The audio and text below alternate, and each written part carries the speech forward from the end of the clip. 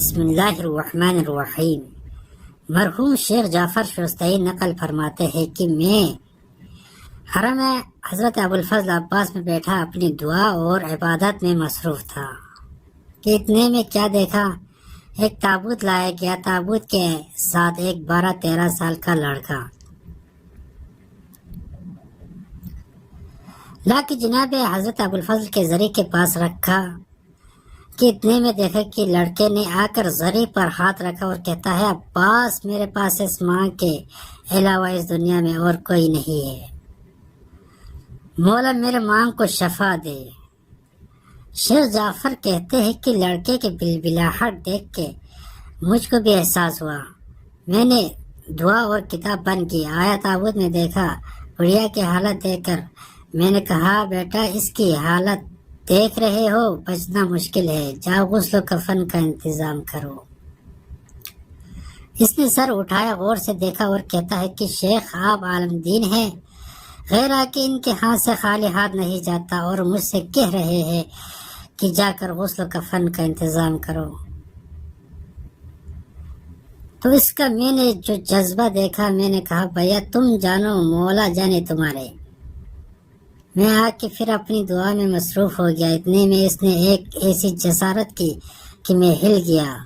کیا بدتمیزی ہے، کیا اس نے زری پہ ہاتھ ڈالا اور کہتا ہے، عباس غیر آ کے جہاں سے لے جاتے ہیں اور میں اتنی دیر سے فریاد کر رہا ہوں، میری نہیں سن رہے۔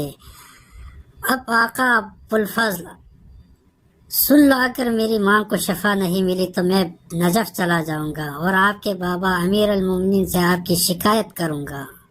میں لرز گیا، یہ کیا بدتمیزی کر رہا ہے، لیکن اس نے صرف کہا نہیں، اٹھا کچھ دیر کے بعد اور حرم سے باہر چلا گیا۔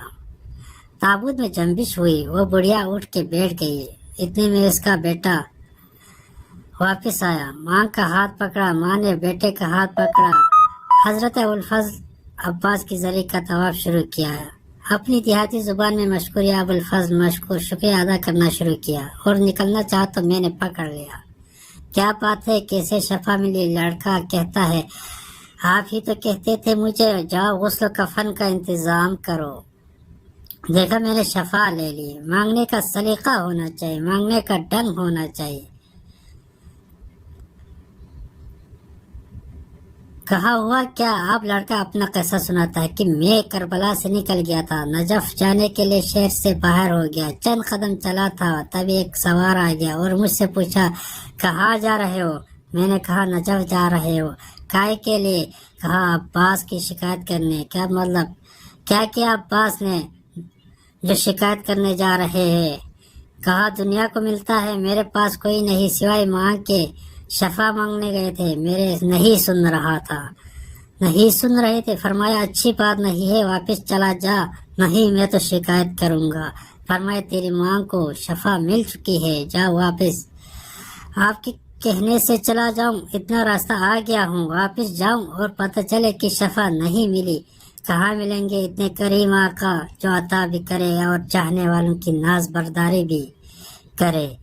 آنے والے نے فرمایا، نہیں، یقین آتا ہے، اور میرے گھوڑے پہ سوار ہو جا، میں تجھ کو کربلا لے چلتا ہوں۔ اپنی آنکھ سے اپنی ماں کو دیکھ لے، اگر شفا مل گئی ہے تو ٹھیک، ورنہ میں وعدہ کرتا ہوں اسی گھوڑے سے تجھ کو نجف تک پہنچا دوں گا۔